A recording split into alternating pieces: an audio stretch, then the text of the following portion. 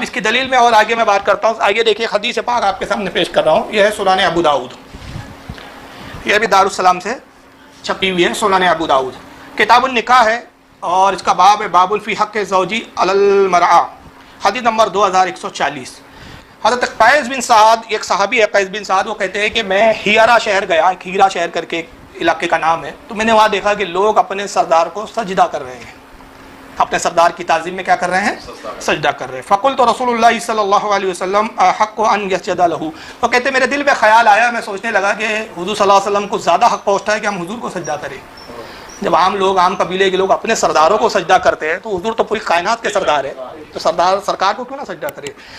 قال، وہ کہتے ہیں فاتیت النبی صلی اللہ علیہ وسلم فقلت، تو میں نبی کی خدمت میں حاضر ہوا، پھر میں نے عرض کیا کہ انی اتیت الحیرۃ فرأیتہم یسجدون لمرزبان لہم. کہتے کہ اللہ کے نبی صلی اللہ علیہ وسلم میں ہیرا شہر گیا اور ہیرا شہر میں نے دیکھا کہ لوگ وہاں اپنے سردار کو سجدہ کر رہے ہیں.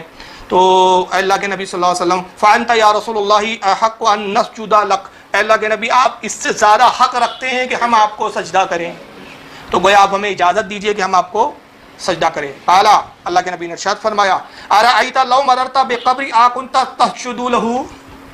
قیس یہ بتاؤ اگر تم میری قبر پر آؤ گے تو کیا میری قبر کو بھی سجدہ کرو گے؟ ابھی میں حیات ہوں تو تم سجدے کی اجازت طلب کر رہے ہو، انتقال ہو جائیں گا، جب میں اپنی قبر میں آرام کروں گا تو کیا تم میری قبر کو بھی آ کے سجدہ کرو گے؟ قال قلت لا. وہ حضرت قیس کہتے ہیں میں نے عرض کیا اللہ کے نبی نہیں، آپ کی قبر کو سجدہ نہیں کروں گا، جب تک آپ ظاہری حیات میں آپ کو سجدہ کرنا چاہتا ہوں، قبر کو تو نہ کروں گا.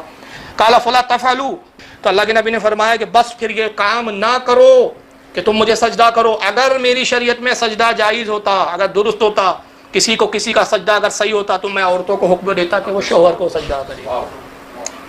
اب اس حدیث پہ ذرا غور کریں. پہلی بات تو یہ کہ اللہ کے نبی نے یہاں جب سجدے سے منع کیا تو ایک خاص بات فرمائی، اور وہ کیا؟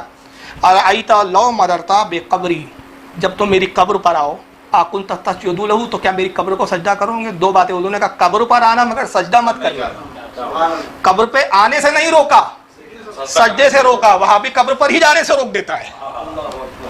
حضور نے کہا میری قبر پر تو آنا، تم اگر تم میری قبر پر آؤ گے تو کیا میری قبر کو سجدہ کرو گے؟ تو پتہ چلا کہ رسول اللہ نے زیارت قبر سے منع نہیں فرمایا، سجدہ قبر سے منع فرمایا ہے. تو اگر آپ اتنے حکموں کو بڑا چڑھا کے اپنی طرف سے بالکل قبر کی حاضری کوئی شرک و بدعت کے فتوے دینے لگو تو آپ افراد کا شکار ہے، پھر حد سے گزرنے والے لوگ ہو، آپ حد سے بڑھ جانے والے لوگ ہو، سمجھ رہے ہیں؟ اور اللہ ایسے لوگوں کو ناپسند کرتا ہے. تو بہرحال یہ ایک پوائنٹ پتہ چلا. اور دوسرا یہاں پوائنٹ کیا تھا، میں ایک اور حدیث پڑھوں گا، اس کے بعد پھر اس کے نکات پر گفتگو کروں گا. اور حوالے سننے کے اس حدیث کو امام ابو داؤد کے علاوہ امام طبرانی نے بھی نقل کیا، معجم الکبیر جلد 18 صفحہ 351 حدیث نمبر 895. امام حاکم لائے ہیں اس کو المستدرک میں حدیث نمبر 2763 کے تحت. امام بہقی نے سنن القبرا میں اس کو نقل کیا حدیث نمبر 14705 کے تحت. خطیب تبریزی نے مشکات شریف میں لایا حدیث نمبر 3266 کے تحت. اب ایک اور حدیث سنیں، مسند احمد، یہ امام احمد ابن حنبل کی کتاب ہے اور بڑی معتبر کتاب ہے یہ، اس میں کئی ہزار حدیثیں ہیں، کئی ہزار. مسند احمد کئی جلدوں میں آتی، 7ویں جلد ہے جو اس وقت میرے ہاتھ میں ہے، اور اس کی حدیث نمبر 24471 مسند عائشہ کے تحت یہ حدیث انہوں نے لائی ہے اس باب کے تحت. ان عائشہ ان رسول اللہ صلی اللہ علیہ وسلم کان فی نفر من المہاجرین والانصار. حضرت ام المومنین عائشہ صدیقہ رضی اللہ تعالی عنہا کہتی ہیں کہ رسول اللہ صلی اللہ تعالی وسلم ایک مرتبہ بعض انصار بعض مہاجرین صحابہ کے درمیان تشریف فرما تھے، ان کے درمیان میں آپ بیٹھے ہوئے تھے، تشریف فرما تھے. فجاء بعیر فسجد له، تبھی دیکھا گیا کہ ایک اونٹ آیا اور اس نے رسول اللہ کو سجدہ کیا، ایک اونٹ نے سرکار کو سجدہ کیا. فقال اصحابہ یا رسول اللہ تسجد لك البہائم والشجر. تو صحابہ نے عرض کیا اللہ کے نبی ہم دیکھتے ہیں کہ جانور آپ کو سجدہ کرتے ہیں، درخت آپ کو سجدہ کرتے ہیں، فنحن احق ان نسجد لك، تو کیوں نہ ہم آپ کو سجدہ کریں؟ جب جانور آپ کو سجدہ کر رہے ہیں، درخت آپ کو سجدہ کر رہے ہیں، تو اللہ کے نبی پھر ہم کیوں نہ آپ کو سجدہ کریں؟ تو اجازت دیجئے کہ ہم آپ کو سجدہ کریں، حق پہنچتا ہے کہ ہم آپ کو سجدہ کریں. وقال اعبدوا ربکم واکرموا اخاکم، اللہ کے نبی نے فرمایا نہیں، اپنے رب کی عبادت کرو. عبادت کس کی کرو؟ اپنے رب کی، اور اپنے بھائیوں کا احترام کرو. اگر میری شریعت میں سجدہ جائز ہوتا تو میں حکم دیتا کہ عورت اپنے شوہر کو سجدہ کرے. وہی پھر الفاظ آپ نے بیان فرمائے. یہ حدیث ابن ماجہ میں بھی آئی ہے، سنن ابن ماجہ حدیث نمبر 1852. امام ابن ابی شیبہ لائے ہیں اس کو المصنف جلد حدیث نمبر 17419 کے تحت. اس کو امام ابو نعیم نے بھی حلیۃ الاولیاء میں لکھا ہے, امام حاکم نے المستدرک میں لایا, امام طبرانی نے معجم الکبیر میں لایا, امام بغوی نے شرح السنہ میں لایا, امام حیثمی نے مجموع الزوائد نے لایا, بہت سارے محدثین نے بیان کیا. مسند احمد ایک معتبر کتاب ہے, اس کے متن سے میں نے یہ حدیث سنائی. اب یہاں پر کچھ 4 نکات ہے, وہ آپ بغور سنیں, جس سے سجدہ تعظیمی اور سجدہ عبادت کا فرق واضح ہو جاتا ہے کہ ہم کس سجدے کی بات کر رہے ہیں اور وہابی کس سجدے کو کس سجدے کے زمرے میں لاتا ہے. پہلی یہ کہ حدیث سے پتہ چلا کہ حضور صلی اللہ تعالی وسلم کو جانور سجدہ کرتے تھے. تو سوال یہ پیدا ہوتا ہے کہ وہ جانور حضور کی کیا عبادت کرتے تھے؟ تو اگر حضور کی اگر وہ عبادت کرتے تھے تو پھر رسول اللہ پر الزام آئے گا کہ حضور جانوروں سے اپنی عبادت کرنا پسند فرما رہے ہیں. یہ بعید ہے. تو وہ تعظیم ہی کا سجدہ تھا, کیونکہ جانور بھی جانتے ہیں کہ خالق اور مالک اللہ ایک ہی ہے. جو رسول کو پہچان رہے ہیں تو کیا وہ خدا کو نہیں پہچانے؟ جو بھیجا گیا ہے اس کو پہچان رہے ہیں, جس نے بھیجا اس کو نہیں جانتے. وہ جانور تو اسلام کے ہی سمجھنے والے اور ماننے والے ہیں نا. جو اونٹ حضور کو سجدہ کر رہے ہیں تعظیم میں, تو جب نبی کو پہچان لیا تو نبی کے بھیجنے والے کو نہیں جانا انہوں نے, تو وہ تعظیماً سجدہ کر رہے تھے جانور. اور رسول اللہ دوسری یہ کہ اگر معاذ اللہ یہ مان لے کہ نہیں وہ عبادت کا سجدہ تھا جانوروں کا, تو حضور صلی اللہ علیہ وسلم کیا جانوروں کے اس عبادت کے سجدے کو پسند فرما رہے تھے اور اپنی عبادت کروانا حضور کو منظور تھا؟ معاذ اللہ یہ سوچا بھی نہیں جا سکتا.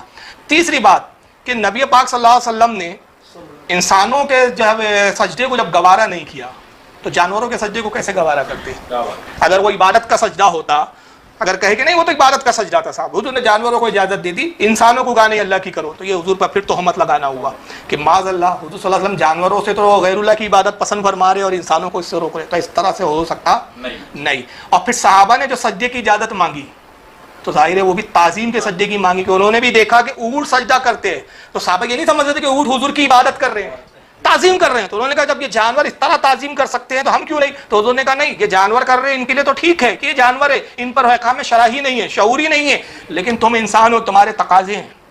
تمہارے تقاضے ہے کہ میں اس کو پسند نہیں کرتا کہ انسان سجدہ کرے, جانوروں کی حد تک تو میں پسند کر لیتا ہوں کہ اس طرح وہ تعظیم کرے. اگر مجھے پسند ہی ہوتی یہ چیز تو میں عورتوں کو حکم نہ دیتا کہ اپنے شوہروں کو کرے. تو میں نے تو مجھے یہ طریقہ تعظیم کا پسند نہیں ہے, طریقہ تعظیم پسند نہیں تھا, یہ نہیں کہ معاذ اللہ وہ شرک تھا.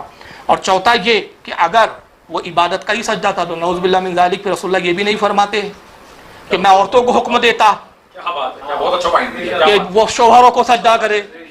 تو کیا شوہر کی عبادت کرنے کا حکم دیتے نبی؟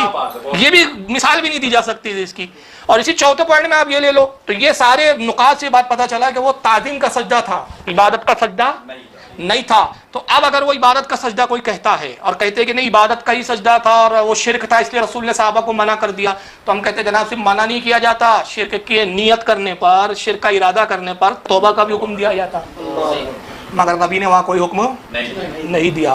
تو پتہ چلا کہ یہ تعظیم کا سجدہ ہے, تو یہ شریعت میں حرام ہے. شرک ہم تعظیم کے سجدے کو جائز کے لیے نہیں بیٹھے, یہ پہلے آپ سوچ لیں, غلط فہمی میں نہ پڑے کہ بھائی ہم تعظیم کے سجدے کو جائز ثابت کر رہے ہیں. ہم جائز نہیں ثابت کر رہے, ہم حرام ثابت کر رہے ہیں, اور رد ان کا کر رہے ہیں جو اس کو شرک کہتے ہیں, جو افراد کا شکار ہے. ہم کہتے ہیں حرام کو شرک مت بولو, شریعت پہ افترا مت باندھو, شریعت پہ تہمت مت لگاؤ, اپنی خود ساختہ شریعت مت بناؤ. اور اگر تم ایسی ایک خود ساختہ شریعت گڑھ لو کہ جس میں حرام ہے اور تم حرام کو شرک بولو, تو تم حرام کو شرک بول کے مسلمانوں کو تو مشرک نہ قرار دے پاؤ گے, خود یہ شرک کا حکم تم پہ لگ جائے گا, تم اسلام سے خارج ہو جاؤ گے, جس کا بیان گزشتہ تقریر میں ہو چکا ہے.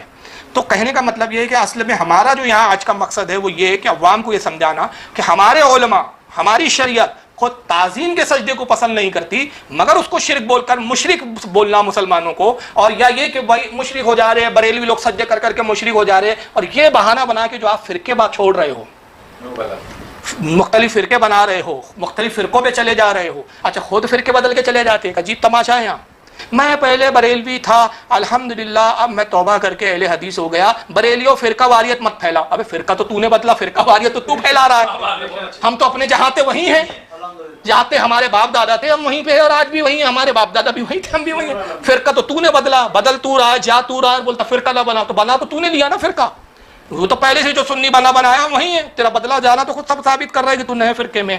تو آج کل جو وہابیوں نے ایک مشغلہ بنا لیا ہے نا اپنا, کہ سجدہ تعظیمی کو وہ جو حرام ہے شریعت میں اس کو شرک بولتے ہیں, ہم اس کی تردید کر رہے ہیں.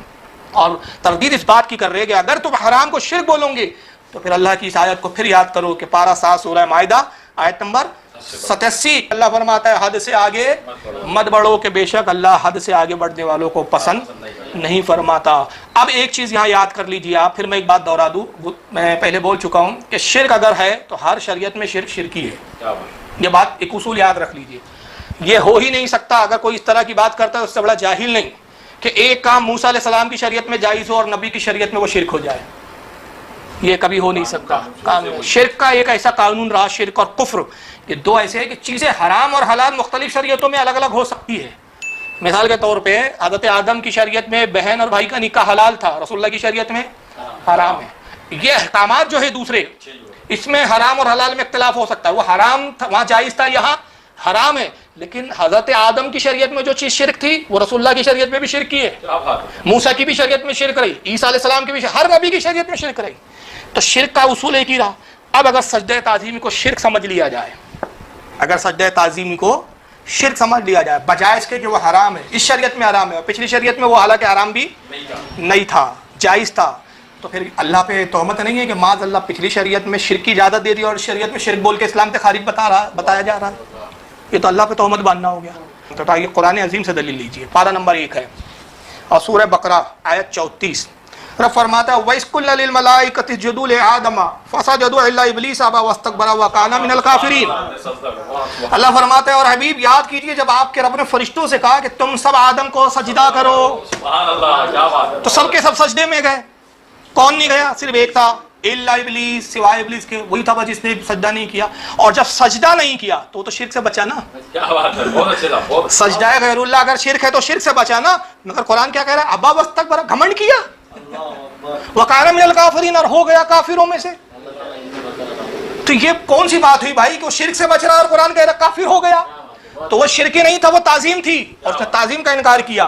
تو اب یہاں تو قرآن سے واضح ہے کہ پچھلی شریعت میں جائز تھا، اور جائز کتنا تھا کہ ایسا کوئی فرشتہ نہیں تھا جن کی تعداد بھی ہم نہیں جانتے، لا تعداد فرشتوں نے آدم کو سجدہ کیا۔ تو اب سوال یہ پیدا ہوتا ہے، یہاں 6 پوائنٹ میں نقل کر رہا ہوں، 6 نکات بیان کر رہا ہوں۔ پہلا کہ اللہ نے جو سجدے کا حکم دیا تھا فرشتوں کو، وہ تعظیم کا تھا کہ عبادت کا تھا؟ وہاں بھی سے پہلا سوال ہے میرا کہ ذرا ہمت کر کے کوئی ان کا مائی کلال مولوی آ کے بتائیں کہ ہر سجدے کو جو شرک بول رہا، قبر پجوا، قبر کو سجدہ کیا، قبر پجوا مشرک، قبر پجوا مشرک، تو یہ سارے فرشتے آدم پجوا تھے؟ کیا بات ہے، بہت اچھا، بہت اچھا پوائنٹ، بہت اچھی۔ تو آدم پجوا بولو پھر فرشتوں کو، اور جبریل بھی نہیں بچا پھر اس میں، میکائیل کوئی فرشتہ نہیں بچا جی، سب آدم پجوا ہو گئے۔ پھر تعظیم کا تھا، عبادت کا سجدہ نہیں تھا، ورنہ اللہ پر پھر شرک کروانے کا الزام آ جائے گا۔ دوسرا، ابلیس عبادت کا منکر تھا کہ تعظیم کا منکر تھا؟ ارے وہ عبادت کا تو اتنا پکا تھا، اتنا پکا تھا، 90 کروڑ سال عبادت کیا اسے، اور جب اللہ نے کہا وہ عبادت کرتا رہا، جب اس کو حکم دیا گیا عبادت کرتا رہا، لیکن جیسی بات تعظیم کیا انکار کر دیا۔ تو بالکل ہو بہو اس کے نقش قدم پر یہ بھی ہے، یہ بھی عبادت کے لیے تیار ہے، تعظیم کے لیے تیار نہیں ہے۔ وہ آدم کی تعظیم کے لیے جھکنے کے لیے تیار نہیں، اور یہ مصطفیٰ کی تعظیم کے لیے اٹھنے کے لیے تیار نہیں۔ انداز وہی ہے دونوں کا، ایک جھکنے کے لیے تیار نہیں تھا، ایک اٹھنے کے لیے تیار نہیں ہے۔ اور یہاں ایک اور نقطہ دیکھیے، وَإِذْ قُلْنَا لِلْمَلَائِكَةِ اسْجُدُوا، اے میرے حبیب یاد کی جب ہم نے فرشتوں سے کہا آدم کو سجدہ کرو۔ ابلیس سے غلطی کیا آئی، وہ سجدہ تعظیمی اور سجدہ عبادت کے فرق کو سمجھ نہیں سکا، یہ نہیں سمجھ رہے، جہاں وہ ٹھوکر کھا گیا۔ وہ سمجھ رہا تھا کہ بھائی میں آدم کو سجدہ کیوں کروں، غیر اللہ کے سامنے کیوں جھکوں، میں تو آگ سے پیدا کیا گیا ہوں، یہ مٹی سے، میں افضل ہوں، اعلیٰ ہو کے ادنا کے سامنے کیوں جھکوں، مٹیریلوں کے تقابل کے چکر میں پڑ گیا، حکم خداوندی کو نہیں دیکھا۔ تو وہ اگر یہ سمجھ لیتا، فرشتے معصوم تھے تو وہ سمجھ گئے کہ یہاں سجدہ عبادت کا حکم نہیں ہے، کیونکہ خدا سے بعید ہے کہ خدا پروردگار عالم جو ہے وہ عبادت کے سجدے کا حکم دے کے شرک کی تعلیم دے، خدا سے بعید ہے، کیونکہ اللہ کے نزدیک شرک سے زیادہ کوئی ناپسندیدہ چیز ہے ہی نہیں، یہ ہو ہی نہیں سکتا کہ اللہ تعالیٰ جو ہے شرک کا حکم دے۔ تو شرک کا حکم تو دیا نہیں گیا تھا، فرشتے سمجھ گئے کہ یہ جو آدم کو جھکنے کے لیے کہا جا رہا ہے آدم کے سامنے، یہ تعظیماً جھکنے کے لیے کہا جا رہا ہے، یہ تعظیم کا سجدہ کروایا جا رہا ہے، عبادت کا سجدہ۔ لیکن ابلیس اس فرق کو نہیں سمجھ سکا۔ اور ایک چیز اور کہ تعظیم کے جھکنے کے لیے اس نے انکار کیا تھا، عبادت میں جھکنے کے لیے انکار نہیں کیا تھا۔ تو کس چیز نے اس کو اکڑایا؟ کہا کہ میں معلم الملائکہ ہوں، ان کا استاد ہوں، یہ تو سب میرے شاگرد ہیں، جھکتے ہیں جھک جائے، میں ہی نہیں جھکوں گا، میں معلم الملائکہ ہوں۔ تو پتہ چلا کہ کفر کب آتا ہے؟ جب گھمنڈ آ جاتا ہے، جب علم میں تو वहाबी भी समझ इसलिए नहीं पा रहा है कि वहां भी इल्म का घमंड आ गया, मैं तो अहले हदीस हूं, मैं बरेली की मानूं क्यों, सुनूं क्यों। सही बात है, क्या बात है, अच्छा लगता है। जिस दिन इसके दिमाग में ये आ जाएगा कि भाई बरेलवी आशिक मुस्तफा, पहले सुनू तो बोल क्या रहा है, जिस दिन सुनने लगेगा खुदा की कसम हिदायत पाली। इसके इल्म का घमंड ही सुनने नहीं दे रहा है ये बरेलियों को। कहता क्या सुनना बरेलियों को यार, ये तो बस नबी की बात करते हैं। हमने कहा कभी सुन तो बैठ के पूरा, सुनते नहीं है। तो उसको किसने जो है मतलब गुमराह किया, काफिर किया, उसके इल्म के घमंड ने। मैं मौल्लिम हूँ भाई, मैं पढ़ाने वाला हूँ। आज इनमें भी हम अहले हदीस है भाई, हदीस के जानकार हम ही लोग हैं, जबकि हदीस की हाँ भी नहीं समझते बेचारे। लेकिन यहाँ अल्लाह ताला का इंसाफ देखिए आप, परवरदिगार आलम गुंजाइश नहीं छोड़ी। ऐसा नहीं हुआ कि अल्लाह तो हर चीज जानता है ना, नियतों से बाखबर है ना। इब्लीस क्यों नहीं झुका, सब कुछ जानता है। और क्या जानता है, खुद वाज़े भी कर दिया, अबा वस्तकबरा, घमंड किया इसने, घमंड की वजह से नहीं झुका, देख तो रहा है ना। फिर भी कहा मैं परवरदिगार आलम, इंसाफ में कभी ना रह जाए। कल कोई ऐसे जाहिल ना आ जाए जो इब्लीस के पैरोकार हो जाए और कहे कि अल्लाह ने सफाई का मौका नहीं दिया इब्लीस को। उससे भी तो पूछ लेता पहले अल्लाह ताला कि तू झुका क्यों नहीं। हो सकता हो ऐसी दलील देता कि अल्लाह को भी कायल होना पड़ता, माज़अल्लाह। ये एतराज ना आ जाए तो अल्लाह ने कहा अच्छा चल तुझे इस बात का भी मौका देता हूँ, हालांकि मैं जानता हूँ तू झुका क्यों नहीं, अड़ा क्यों है ये भी मैं जानता हूँ, किस तकब्बुर ने तुझे झुकने से रोका ये भी मैं जानता हूँ। फिर भी पारा नंबर 8 सूरह अराफ आयत नंबर 12 में फरमाता है काला मा मनाका इला तस्जुदा इज अमरतुका। अल्लाह ने फिर उसको कहा कि अच्छा चल बता किस चीज ने तुझे सजदे से रोका, चल अब तू अपनी जबान से बोल क्यों नहीं सजदा किया तूने, बता आखिर सजदा ना करने की वजह क्या है। हालांकि मैंने तुझे हुक्म दिया है, इस अमरतुका, मैंने तुझे हुक्म दिया, मेरा हुक्म क्यों नहीं माना तूने। अब उसने जवाब दिया, दलील दे रहा है वो। देखिए दलील क्या है उसकी, कहता काला ना खैरुम मिन, मैं इसलिए नहीं झुका कि मैं आदम से बेहतर हूँ, इससे ज्यादा अच्छा हूँ। खलक़तनी मिन नारी व खलक़तहु मिन तीन, और बेहतर मैं इसलिए हूँ कि मैं आग से पैदा किया गया हूँ, तूने मुझे आग से पैदा किया और इसको खाक से और मिट्टी से बनाया। आग की फितरत बुलंदी है, मिट्टी की फितरत पस्ती की तरफ आना है। तो मैं पस्त चीज़ को कैसे, पस्त शय को मैं कैसे सजदा करता हूँ। अल्लाह ताला ने दलील को कबूल नहीं किया, हालांकि दलील सही है कि गलत है, ज़ाहिरन तो सही है। झूठ तो उसने एक लफ्ज़ भी नहीं बोला। उसने क्या कहा, मैं आग से पैदा होता, झूठ है क्या, आग से तो पैदा हुआ था, आदम मिट्टी से बने, ये भी सच था। लेकिन एक बात उसमें नापसंद थी अल्लाह को, ये तो तूने सच कहा कि तू आग से पैदा हुआ, ये भी सही है कि आदम मिट्टी से पैदा हुए, ये बात तेरी पसंद नहीं। अना खैरुन मिन, मैं इससे बेहतर हूँ। तू कौन होता है अपने आप को बेहतर समझने वाला, मैं जिसको बेहतर बना दूं वो बेहतर है। तो ये तेरी बात मैं मान लेता, छोड़ देता तुझे कि तू कहता मैं आग से पैदा हुआ इसलिए तकब्बुर आ गया, अल्लाह चल जाने दे, माफ कर दे, छोड़ दे। मगर आदम से अपने आप को बेहतर समझा, नबी से तक कंपेयर, नबी से कंपेयर अल्लाह को पसंद, नबी से कंपेयर, मेरे महबूब से कंपेयर, फरिश्तों से कंपेयर करता। तू कहता फरिश्ते नूरी है, मैं आग हूँ और नूरी थे झुक गए, मैं नहीं झुका, मुझ में बड़ा शोलेबाजी है, तपिश है, गर्मी है। आग में गर्मी भी होती है ना, नूर में ठंडक होती है, वो ठंडे हैं इसलिए झुक गए, मैं थोड़ा गर्म हूँ, शायद वो दलील मान ली जाती। नहीं, बात तो यहाँ मसला ये नहीं था कि आग और मिट्टी का मसला नहीं था, नबी से अपने आप को बेहतर समझना सबसे बड़ा मसला था, नबी से तकाबुल करना था। अल्लाह ने फरमाया अच्छा हमारे नबी से ज़्यादा अपने आप को अफजल समझता है। पारा नंबर 14 सूरह हिज्र आयत 34 और 35 फिर रब इरशाद फरमाता है काला फखरुज मिनहा फइन्नका रजीम, चल बाहर निकाल, निकल जन्नत से। मेरे नबी से अपने आप को बेहतर समझ रहा है। काला फखरुज, चल निकल, मिनहा फइन्नका रजीम, चल निकल बाहर इसलिए कि तू धुतकारा हुआ है, मरदूद है। और मरदूद भी कैसा, व इन्ना अलैका लानत इला यौमिद्दीन, और बेशक कयामत तक तुझ पर लानत है। तो पता चला कि जो नबी का गुस्ताख होता है वो मरदूद होता है, और मरदूद भी ऐसा होता है कि कयामत तक उस पर लानतें पड़ती है।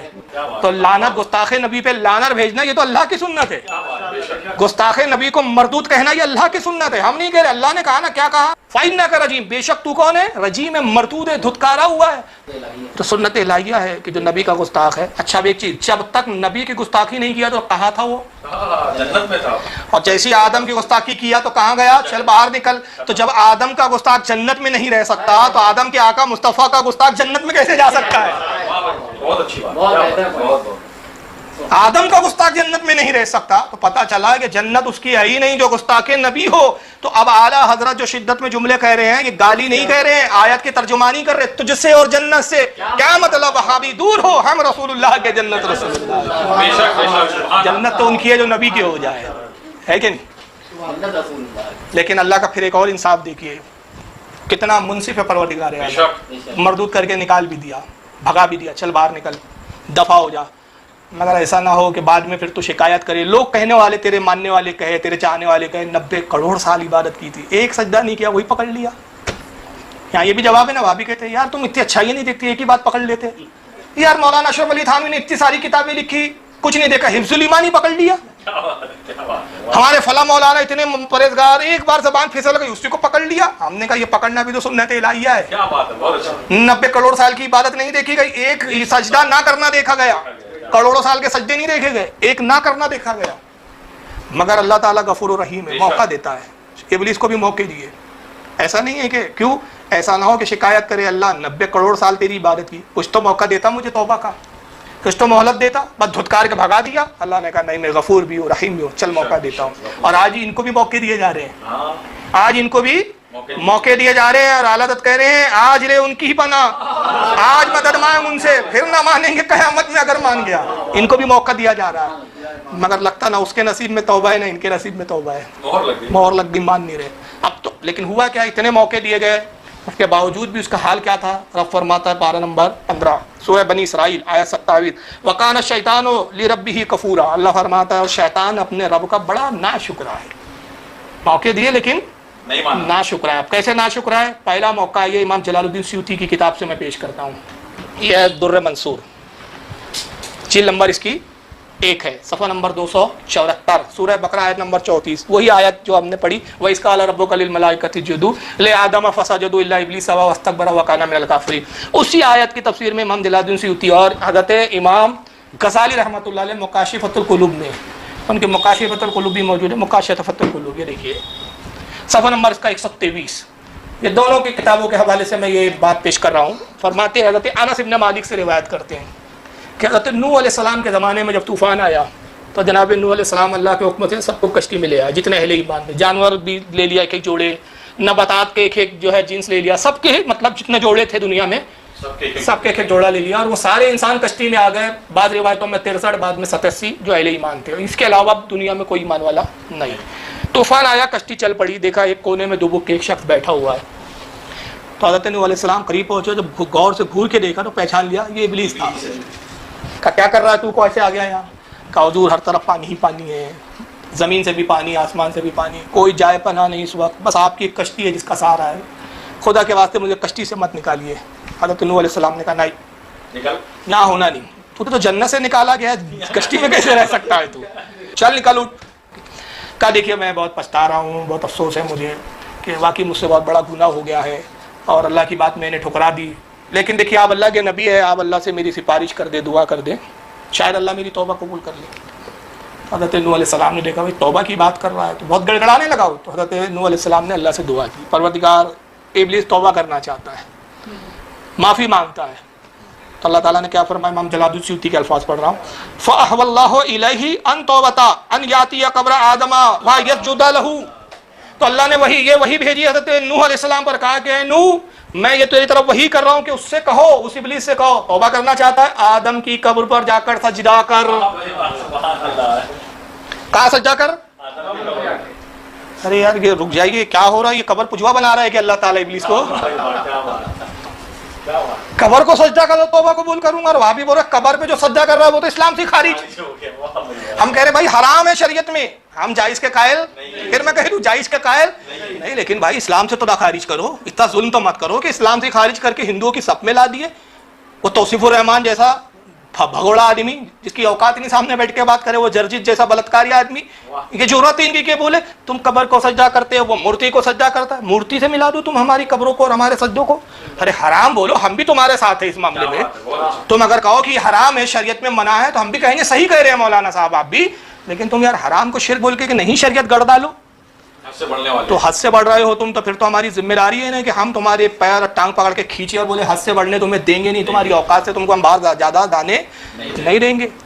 तो जरा बताएंगे मौलवी हजरात कि अल्लाह ताला कब्र का पुजारी बनाना चाह रहा था इब्लीस को, कब्र पुजवा बना रहा था, जा कब्र की पूजा कर, आदम को सजदा कर, कब्र को आदम को सजदा कर नहीं बोला है, आदम की कब्र को, कब्र आदमा फयस्जुदा लहू, कब्र की आदम की कब्र को जाके सजदा कर, उसको बोलो अगर तूने आदम की कब्र को सजदा कर लिया मैं तेरी तौबा कबूल कर लूंगा। मगर वो भी बड़ा अकड़ू था, तो उसने कहा कि नूह जब आदम हयात थे तब नहीं किया, अब मरने के अब बाद मरने के बाद कब्र पुजवा बन जाऊं? अगर मैं कब्र को सजदा कर लूंगा तो मेरी आने वाली औलादों का क्या होगा? उनकी तो रोजी रोटी इस पर चलने वाली है क्या बात, बहुत अच्छा लगता है, क्या बात।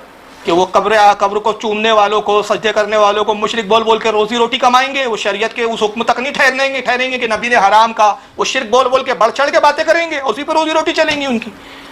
तो मैं अपनी औलादों की रोजी रोटी भी ना देखूं क़यामत तक, मेरी औलादों का क्या होगा बेचारों का, भूखे मर जाएंगे ऐसे से। तो उसने क्या कहा, नहीं जब आदम जिंदा थे तब ना किया, अब क्या करूँ? नूह अलैहिस्सलाम ने कहा मरदूद निकल, तू वाकई खबीस है, तू कभी सुधरने वाला नहीं, फाखरो चल निकाल। बहुत धुतकारा गया। और आज इसकी औलादे भी इस मस्जिद से धुतकारे जाते हैं, कभी उस मस्जिद से, वही चला आ रहा है मामला। क्योंकि बाप धुतकारा गया तो औलादे भी धुतकारी जा रही है। एक मस्जिद से धुतकारे जाते हैं और मक्कारियां करके फिर मस्जिदों पे कब्जे करने के जुगाड़ सब बनाते हैं ये लोग। ये पहला मौका था जब इब्लीस को तौबा का मौका मिला, मगर रब ने क्या फरमाया, वकाना शैतान लिरब्बिही कफूरा, शैतान तो अपने रब का बड़ा नाशुक्र है। अब दूसरा मौका क्या था, जनाब मूसा अलैहिस्सलाम कोई तूर पर जा रहे हैं। कितना ने लिखा, किताबें सारे दिखा दूं कि अल्हम्दुलिल्लाह एक एक बात बोलता हूँ तो दलील से बोलता हूँ। इमाम इब्न अबी दुनिया ने अपनी किताब मकायदिश शैतान सफ़ा नंबर 65, और इमाम गज़ाली रहमतुल्लाह अलैह की बड़ी मशहूर किताब है ये हयाउल उलूम, अरबी ज़बान में है, बैरूत का छपा हुआ, दार इब्न हज़म का ये नुस्खा है, हयाउल उलूम इमाम गज़ाली की, जिल्द नंबर इसकी 3 सफ़ा नंबर 31। फिर यही रिवायत को इमाम अब्दुर्रहमान इब्न जौज़ी उनकी किताब तलबीस इब्लीस सफ़ा नंबर 38। फिर इसी रिवायत को इमाम जलालुद्दीन स्यूती, ये इमाम जलालुद्दीन स्यूती की किताब है, इसका नाम है लक़्तुल मरजान फ़ी अहकामिल जान, ये भी अरबी में हदीस नंबर, इसका सफ़ा नंबर 330, इमाम जलालुद्दीन स्यूती इसको नकल करते हैं। और दुर्र मंसूर में भी ये लाया है, दुर्र मंसूर तो आप देख चुके हैं, इसकी जिल्द नंबर 1 सफ़ा नंबर 273, सूरह बकरा आयत नंबर 34, उसी आयत के तहत ये रिवायत बयान करते हैं कि मूसा अलैहिस्सलाम को तूर पर जा रहे हैं, रास्ते में इब्लीस मिल जाता है। कहा मूसा अलैहिस्सलाम के करीब आया, कहा अस्सलाम वालेकुम, सलाम बहुत करते हैं ये लोग। तो मूसा ने कहा मरदूद खबीस, चल तुझे मुझसे क्या काम और मुझे तुझसे क्या काम, चल हट दूर हट यहाँ से। कहा है मूसा धुतकारिए मत, भगाइए मत, मैं खैर के इरादे से आया हूँ। कहा तू और खैर, अबे जब तेरी औलाद हो वहाँ खैर हो तो गाय चली जाए, जब तू हो वहाँ खैर हो तो चली जाए, तू और खैर। कहा नहीं आप बुरा ना माने, एतमाद करे, भरोसा करे, मैं खैर के इरादे से आया हूँ, कोई बदी का इरादा नहीं। अच्छा क्या इरादा है, जल्दी वो आपको ही तूर पर जा रहे हैं, अल्लाह से कलाम करेंगे, अल्लाह से हम कलामी का शर्फ आपको भी हासिल होगा। मैं आप ही के इंतज़ार में था, और मसला ये है कि मैं बहुत पछता रहा हूँ, तौबा करना चाहता हूँ, मैं तौबा करना चाहता हूँ। तो कहा तौबा के रास्ता खुला है, दरवाजे खुले, जा तौबा कर ले। तो भी अपने वक्त का आबिद व ज़ाहिद है, तौबा का तरीका भी जानता है, तौबा भी समझता है कैसे की जाती है, जा अल्लाह के इसमें आज़म से अल्लाह को याद कर तौबा कर ले। उसने कहा नहीं आदम, अब जुमले सुने, ये रिवायत के जुमले, बड़े ख़ास जुमले। खा आदम मैं इतना बड़ा मरदूद हो गया हूँ, ए मूसा मैं इतना मरदूद हो गया हूँ, इतनी लानतों के तौक मुझ पर पड़ चुके हैं कि अब अगर मैं तौबा करूँगा तो अल्लाह मेरी तौबा कबूल नहीं करेगा। मैं आपका इंतज़ार इसलिए कर रहा था कि आप अल्लाह की बारगाह में जाएं या मेरा वसीला बन जाए, मेरी सिफारिश कर दे, अल्लाह आपकी बात को नहीं ठुकराएगा। तो इब्लीस भी जानता था कि बगैर वसीले के काम चलने वाला, वहां भी नहीं समझ पा रहा इस बात को, डायरेक्ट जाऊंगा बोलता, उसने भी हिम्मत नहीं की। वो 90 करोड़ साल का आबिद हिम्मत नहीं कर पा रहा है, 90 करोड़ साल की इबादत करने वाला आबिद डायरेक्ट अल्लाह से हिम्मत नहीं कर पा रहा है कि मरदूद धुतकार दिया जाऊंगा। ये 40 दिन का चिल्ला करने वाला बोलता डायरेक्ट मांगूंगा मैं, डायरेक्ट अंदाजा लगाइए। ए मूसा आप सिफारिशी बन जाए। अब यहाँ रुकिए, अगर वसीला हराम और शिरक होता, जैसे कि वो बोलता है, क्या नाम है उसका आपका, जाकिर नाइक, वसीला हराम है, वसीला शिरक है। अगर वसीला हराम और शिरक होता तो नबी इसकी इल्तिजा पर उस पर लानत भेजते, जूते मारते, कहते मरदूद मेरा वसीला बनाता, वसीला बनाना मालूम नहीं शिरक है, डायरेक्ट मांग अल्लाह से, डायरेक्ट क्यों नहीं मांगता। मूसा ने ये नहीं कहा, मूसा अलैहिस्सलाम खुश हो गए, अगर कहा तेरा वाकई इरादा अच्छा तो जरूर मैं तेरी सिफारिश करूंगा, गोया तेरा वसीला मैं जरूर बनूंगा। तो हजरत मूसा अलैहिस्सलाम को तूर पर गए, सजदा किया, परवरदिगार तू जानता है क्या इब्लीस से बहस हुई, मेरी क्या बात हुई, इब्लीस से सारी गुफ्तगू से तो वाकिफ है, मौला मैं सिफारिश करता हूँ, इल्तिजा करता हूँ कि उसको माफ़ कर दे, बख्श दे। अल्लाह ने वही भेजी मूसा की तरफ, कद अमीर तो अंतस्जुदा ले कब्र आदम, फिर वही बात आई, अल्लाह फरमाता है कद उमिर अंतस्जुदा ले कब्र आदम व युताबा अलैका, ऐ मूसा उससे कहो कि जा आदम की कब्र पर सजदा कर, आदम की कब्र पर सजदा कर लेगा, व युताबा अलैका तो मैं तेरी तौबा कबूल कर लूंगा। आदम की कब्र पर सजदा कर, तब मैं तौबा कबूल करूंगा। देखिए यहाँ भी वही बात आ रही, फिर वही सवाल मैं दोहरा दूं, क्या कब्र पुजवा बना रहा है अल्लाह ताला, کہ ابلیس کو مشرک بنا رہا ہے. پتہ ہے یہ مشرک کی توبہ قبول ہوتی ہے کہ گناہ اور بڑھتا ہے؟ اگر قبر کا سجدہ شرک مان لیا جائے تو یہ تو شرک ہو رہا ہے نا، پھر تو اس پہ تو گناہ اور بڑھے گا کہ کم ہوگا. اور اللہ نے ناراض ہو، لیکن خدا ہی کہہ رہا ہے کہ جاؤ اس کو کہو سجدہ کرے آدم کی قبر کو، اور تب میں تیری توبہ قبول کر لوں گا. حضرت موسیٰ خوشی خوشی آئے، سوچے چھوٹی سی بات ہے مان جائیں گا. خوشی خوشی حضرت موسیٰ آئے اور کہا ابلیس تیری توبہ قبول کرنے کے لیے اللہ تیار ہے، اور فرماتا ہے کہ آدم کی قبر کو سجدہ کر. جھجلا گیا، کہا موسیٰ میں تو یہ سمجھ رہا تھا ڈائریکٹ معافی کا پروانہ لائیں گے آپ، یہ لے کر آئے آپ جب آدم کی قبر کو سجدہ کروں؟ اور جب آدم جنت میں تنہا تھے تب نہ کیا، تب کیا کروں قبر پہ جا کر؟ میں نہیں کروں گا آدم کی قبر کو. موسیٰ نے کہا مردود، واقعی تم مردود ہے، اپنے رب کا بڑا ناشکر ہے. یہ کتنا موقع تھا؟ تیسرا موقع کیا ہے؟ یحییٰ علیہ السلام کے پاس آیا. تیسرا موقع اب آ رہا ہے. یحییٰ علیہ السلام کے پاس آتا ہے، کہا السلام علیکم. سلام بار بار کرتا ہے وہ، عادت کم سے مجبور ہے وہ. کہا کون مردود، تو کیسے آیا؟ چل مجھے اپنے رب کے معاملات میں مشغول رہنے دے. تو کیوں آیا میرے اپنے رب کے معاملات میں مشغولیت میں دخل اندازی کرنا ہے؟ یحییٰ دھتکاری مت. آپ اللہ کے نبی ایک چھوٹا سا سوال لے کر آیا ہوں. کہا اچھا کیا سوال ہے، پوچھ. کہا آپ تو نبی ہے، آپ کا علم تو مجھ سے بھی زیادہ ہے، نبی کا علم تو بہت زیادہ ہوتا ہے، بس ایک چھوٹا سا سوال ہے. اچھا پوچھ کیا سوال ہے؟ کہا یہ بتائیے کائنات میں جو کچھ ہو رہا ہے سب اللہ کی مرضی سے ہو رہا ہے؟ بے شک. یحییٰ علیہ السلام نے کہا بے شک، میرے درخت کا پتا بھی ہلتا ہے تو اللہ کی مرضی سے ہلتا ہے. بولے بے شک اللہ کی مرضی سے ہلتا ہے. تو پھر یحییٰ بتائیے جب اللہ نے آدم کے سجدے کے لیے حکم دیا تو میں نے سجدہ نہ کیا تو یہ بھی تو اللہ کی مرضی تھی نا کہ میں سجدہ نہ کروں. اگر اس کی مرضی ہوتی کہ سجدہ کروں تو پھر میری مجال تھی کہ میں سجدہ نہ کرتا. جب کائنات میں ہر کام، ہر تدبیر، ہر شے، ہر چیز اسی کے حکم سے بندی ہے اور اسی کے حکم کے تحت سب کچھ ہو رہا ہے تو میرا سجدہ نہ کرنا بھی تو اس کے حکم کے تحت ہوا نا، اس کی مرضی کے تحت ہوا نا. میں مرضی الہی سے خارج کہاں ہوا؟ تو پھر میں مردود کیوں، لانتی کیوں؟ کہ کتنا بڑا اس نے فریب کا جال پھینکا ہے. حضرت یحییٰ فوراً سجدے میں گئے، کہا پروردگار تو جانتا ہے اس نے کیا فریب کا جال پھینکا ہے. خدا کی اے پروردگار تیری عزت کی قسم تیرے علاوہ اس کا کوئی جواب مجھے نہیں سکھا سکتا، میں عاجز اس کے جواب سے. تو اللہ نے یحییٰ علیہ السلام کی طرف وہی بھیجی. کہا یحییٰ اس کو جواب دو کہ اگر تو یہ مانتا ہے کہ سب کچھ اللہ کی مرضی سے ہوتا ہے تو اب اس سے کہو کہ میری مرضی یہ ہے کہ تو قبر آدم کو جا کے سجدہ کرے. اب یہ میری مرضی ہے، چاہ اس کی تکمیل کر، اس کی تعمیل کر، تو میں تیری توبہ بھی قبول کر لوں گا. حضرت یحییٰ نے سجدے سے سر اٹھایا کہ اللہ فرماتا ہے کہ جا تو اللہ کی مرضی کے تحت ہے نا، تو مرضی الہی یہ ہے کہ تو آدم کی قبر کو سجدہ کرے. اور اس نے جھجلا کے پیر پٹکے اور کہا واہ یحییٰ، جب زندہ تھے تب سجدہ نہ کیا تو قبر پہ جا کے سجدہ کروں؟ کہا مردود تو فریبی ہے، حقیقت میں تو لانتی ہوا اس لیے کہ مرضی الہی کے خلاف کام کیا تو نے، اور یہ نہیں کہ معاذ اللہ تو مرضی الہی سے بندھا ہوا ہے، تقدیر سے بندھا ہوا ہے، بلکہ معاملہ ہے کہ اللہ نے تجھے آزاد چھوڑا ہے، تجھے عقل اور فہم بھی دے دی. تو انسان تقدیر سے بندھا ہوا نہیں ہے. بس لوگ کہتے ہیں نا یار یہ تقدیری میں اس لیے ہم یہ کر رہے ہیں، یہ جہالت ہے. نہ پوری طرح تقدیر میں بندھا ہوا ہے آدمی.